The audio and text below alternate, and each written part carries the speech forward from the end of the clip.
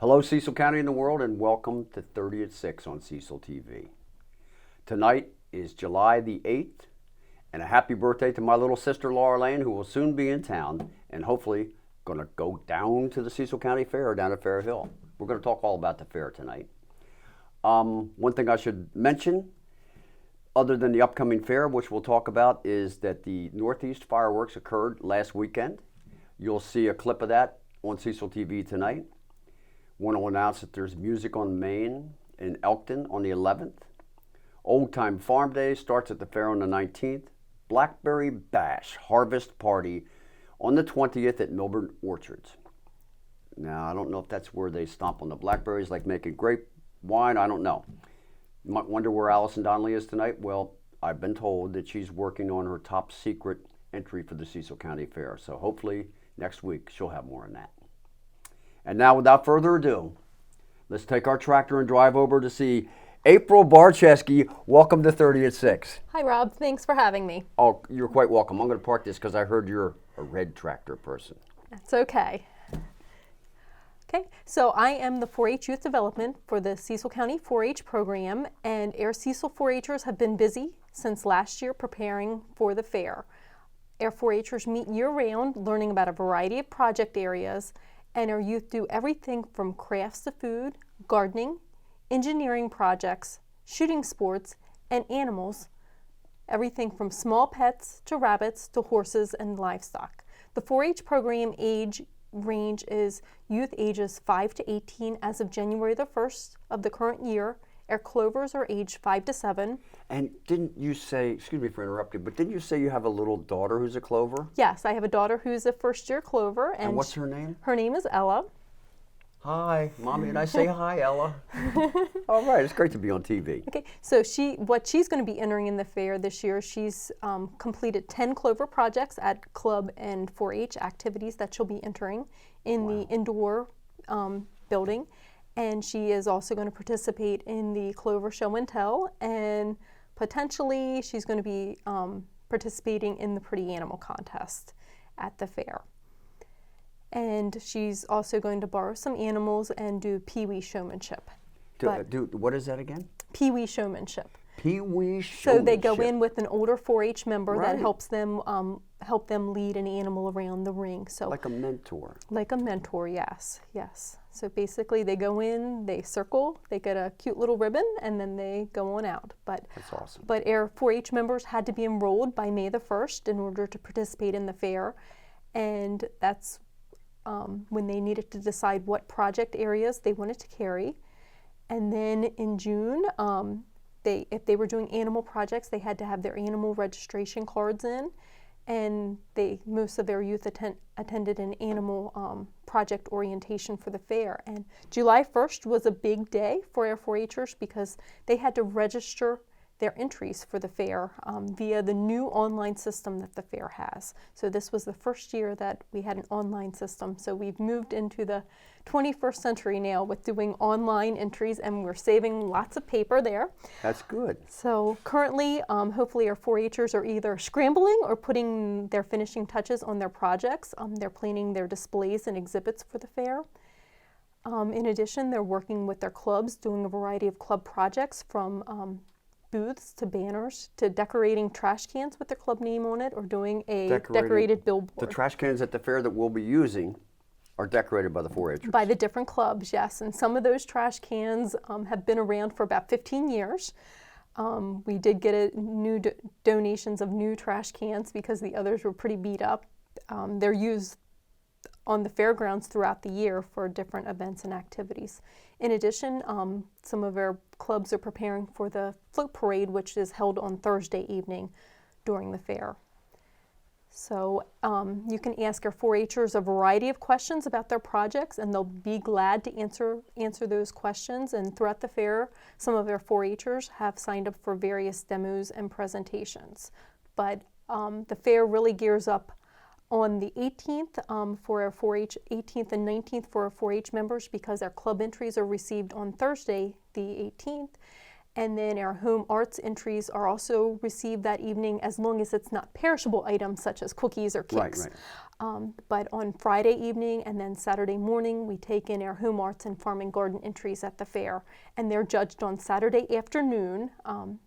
And then the farm and garden building opens after judging, but the home arts building takes a little bit longer to open, so it will not be open until Sunday. I think we were in that building. Doug Donnelly and I were there last year, and I think we went in the building with all the pickles and all the stuff like that. Yes, there are a variety of different things that you'll see there, anything from crafts to woodworking to jams and jellies, breads, cookies, photography. Doug wanted me to ask you specifically. He wants to know how a person might become a judge, like judging the cookies and stuff like that. Well, our home arts chairperson has already contacted previous judges, but if you like cookies, she periodically adds new cookie judges, but after tasting the 30th or 40th chocolate chip cookie, you will be tired and sick of chocolate chip cookies. So, you might start as the cookie monster going yum, yum, yum and eating all the cookies, but you end up just taking a little niblet of the cookie at the end. When you get on your last cookie. But yes, somebody's got to do it. It's a tough job, and a lot of times it seems to be one of the hottest days of the year, and you're in there eating the cookies and baked goods, cakes, and items like that. So most of our 4-H animals arrive on Saturday the 20th at the fair, and every day there's a different animal show at the fair. Saturday and Sunday are our 4-H English horse shows. Our 4-H dressage and combined test and jumper show takes place on Tuesday, and our Western horse show, 4-H Western horse show, takes place on Friday. On the first Saturday, the 20th is the poultry show. The 21st is a rabbit show and a dairy goat show. Monday is the meat goat show. It's also Children's Day that day, and we normally entertain about 500 kids that come to visit the fair that day. And then Tuesday is a busy day for 4-H because it's the sheep show and the swine fitting and showing in the evening. And then Wednesday is our livestock shows. Our swine, beef, and dairy steers are judged that day. Thursday is our dairy show. And Friday is the pet show, when we get everything from snakes to birds to cats, dogs, and anything in between. I'm still waiting for that pet rock to show up at the fair for the pet show. Know. You never know. And then no worms, though, right? No worms that I'm aware of. I've had a toad in the past. We've had a toad exhibited. And then Saturday is the dog show.